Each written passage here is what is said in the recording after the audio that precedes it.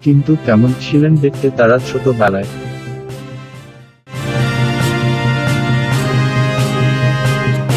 তারকাদের নিয়ে ভক্তরা একটু বেশি মাতামাতি করেন, বিশেষ করে নাটক, চলচ্চিত্র থেকেও ভক্তরা খবর রাখতে চান তাদের ব্যক্তিগত জীবনের।